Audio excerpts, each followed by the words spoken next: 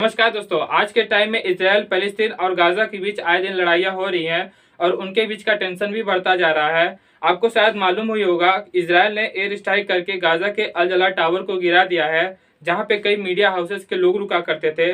अगर आपने मेरा यह वीडियो देखा होगा तो आपको शायद पता ही होगा कि वहां पे क्या क्या हुआ। दोनों साइड से हजारों की संख्या में रॉकेट छोड़े गए और दोनों साइड के सैकड़ों लोग मारे गए हैं। पूरी दुनिया की नजर लगी हुई है कि यह वॉर कब जाके रुकेगा। और इसके अलावा दोस्तों, ईस्ट जेरूसलम में इस कॉन्फ्लिक्ट के दौरान सैकड़ों लोग मारे गए हैं। तो दोस्तों, आज की वीडियो में हम बात करने वाले हैं गाजा के हमास ग्रुप के बारे में कि इसके बनने के पीछे क्या रीजन है, इसका इतिहास क्या है और इसके अलावा इसे कई कंट्रियों द्वारा टेररिस्ट ग्रुप क्यों माना जाता है, इसके फंडिंग के सोर्सेज क्या है और इसके अलावा भी आपको कई टाइप की जानकारी मिलेगा।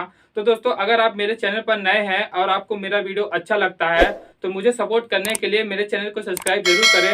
तो चलिए दोस्तों, वीडियो को शुरू करते हैं। दोस्तों, हमास ग्रुप के इतिहास और पैलेस्टीन के इस कॉन्फ्लिक्ट के बारे में जानने से पहले पैलेस्टीन पॉलिटिशियन के कुछ प्लेयर्स के बारे में जान लेते हैं, जिससे आपको आगे समझने में प्रॉब्लम ना हो।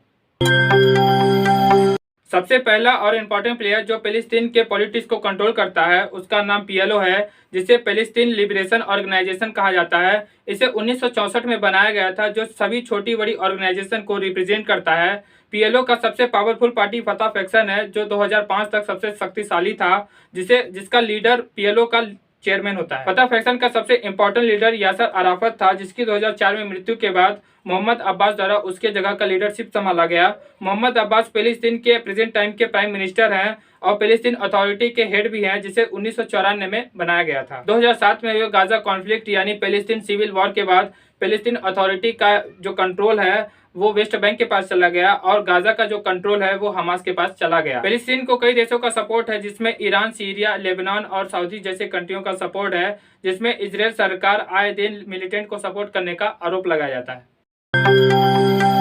गाजा के हमास ग्रुप की बात करें दोस्तों, तो इसका पूरा नाम हराकत अल मुकाबमा अल इस्लामिया है, जिसका मतलब इस्लामिक रेजिस्टेंस मूवमेंट है। हमास ग्रुप को 1987 में बनाया गया था, जिसे शेख अहमद इस्माइल हसन यासीन ने बनाया था।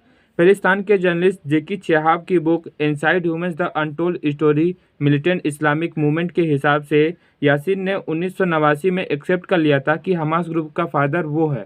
बुक के हिसाब से हमास ग्रुप बनने का एक्सीडेंट तब हुआ जब इजराइल पुलिस द्वारा यासीन और उसके बेटे को इंटरोगेट और टॉर्चर किया गया। इस बुक के जर्नलिस्ट बताते हैं कि यासीन के गर्दन के नीचे का पूरा भाग पैरालाइज्ड है, उसके बावजूद भी वह हमास ग्रुप का लीडर बनने में सफल रहा। गाजा के हमास ग्रुप ने कई इस्लामिक ग्रुप के साथ समझौता किया, जो गाजा, हेब्रोन, नेबलस और जेरूसलम के एरिया को ऑपरेट करते हैं। हमास ग्रुप पहली बार दिसंबर 1987 में सबके सामने आया, जब पैलेस्टीन में फर्स्ट इंतिफादा का शुरुआत हुआ था।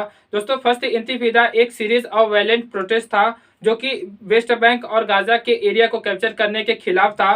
दोस्तों, मैंने अपनी पिछली वीडियो में बताया था कि 1967 में एक वॉर हुआ था, जिसे 6 डे वॉर के नाम से जाना जाता है। उस वॉर के खत्म होने के बाद इजराइल ने गाजा और वेस्ट बैंक के एरिया को कैप्चर कर लिया था और यह जो कैप्चर किया गया था, इसी के खिलाफ यह प्रोटेस्ट किया गया था। इसी दौरान हमास एक सुन्नी इस्लामिक कट्टरपंथी ग्रुप की तरफ बढ़ने लगता है। इसके बाद यासीन पैलेस्टीन का अनडिस्प्यूटेड लीडर बन जाता है और बाकी के फेमस लीडर जैसे शेख सलाह शेहादा और अब्दुल फताह डोकन के साथ कोलैबोरेट करता है। हमास ग्रुप को भारी समर्थन तब मिला जब पीएलओ ने इजराइल के खिलाफ अपने आक्रामक रुख को कम कर लिया और संघर्ष को सुलझाने के लिए राजनीतिक उपायों पर ध्यान केंद्रित किया। इससे जो पीएलओ के कट्टरपंथी पॉलिटिशियन लोग हैं वो काफी ज्यादा नाराज हुए और उन्हें हमास ग्रुप की ओर नया आशा दिखा। पीएलओ ने फर्स्ट इंतिफादा के उठते विरोध के दौरान 1988 में पैलेस्टीन को इंडिपेंडेंट डिक्लेयर किया और इस वायलेंस से वो अलग हो गया। हमास ने ओपनली डिक्लेयर किया कि जो पैलेस्टीन का जो प्रॉब्लम है वो कुछ और ही है और उसका सोल्यूशन है जिहाद और होली वॉर। और यही रीजन है दोस्तों, शायद कई कंट्रियों द्वारा इसे एक टेररिस्ट ग्रुप माना जाता है। दोस्तों, बात करें हमास के फंडिंग की, तो जैसा कि मैंने अपनी पिछली वीडियो में बताया था कि बाहर के लोगों द्वारा फाइनेंशियली सपोर्ट किया जाता है, यानी फाइनेंशियली हेल्प किया जाता है, पर यह फंडिंग इतने तक ही सीमित नहीं थी। पैलेस्टीन के प्राइम मिनिस्टर मोहम्मद अब्बास बताते हैं कि हमास को सबसे ज़्यादा फाइनेंशियली और मिलिट्री सपोर्ट ईरान के साइड से किया जाता है और उसके अलावा गाजा में स्थित प्रॉपर्टीज, रियल इस्टेट 2000 एकड़ से भी ज़्यादा की ज़मीन, मॉल्स, पब्लिक बिल्डिंग से आते हैं। और कई लोग दावा भी करते हैं कि हमास को ईस्ट जेरूसलम में स्थित एक होल्डिंग कंपनी और एक अल अक्सा इंटरनेशनल बैंक से 20% की पार्टनरशिप है। 2011 के बाद हमास का budget $70 million billion US dollar का था, जिसमें 85% से भी ज़्यादा कंट्रीब्यूशन विदेशों से था, जिसमें Jordan, Qatar, Kuwait, Saudi Arab, Britain, Germany, US, Italy, France और कई देशों की कंपनी का भी फाइनेंशियली सपोर्ट था, जिसका खुलासा 2004 में हुआ था। कई लोगों का कहना है कि हमास को कई क्रिमिनल ऑर्गेनाइजेशन और टेररिस्ट फाइनेंस नेटवर्क से फंडिंग मिलता है। इसके अलावा cigarette, drug, credit card fraud से फंडिंग कलेक्ट करता है। 2004 के इजराइल अटैक में यासीन मारा गया और उसकी डेथ हो जाने के बाद अब्दुल अजीज द्वारा उसको चलाया गया, यानी उस ग्रुप को चलाया गया। और आज के टाइम में अब्दुल सलाम हनिये द्वारा इस ग्रुप को चलाया जाता है, यानी हमास ग्रुप को चलाया जाता है और यही इसका लीडर भी है। तो दोस्तों, आपको यह जानकारी कैसी लगी मुझे कमेंट सेक्शन में जरूर बताएं। अगर आपको यह वीडियो अच्छा लगा तो मेरे वीडियो को लाइक करें और ऐसी ही इंटरेस्टिंग वीडियो पाने के लिए दोस्तों मेरे चैनल को सब्सक्राइब करके बेल आइकन को जरूर दबाएं। तो दोस्तों, मिलते हैं किसी और टॉपिक के साथ, तब तक के लिए धन्यवाद।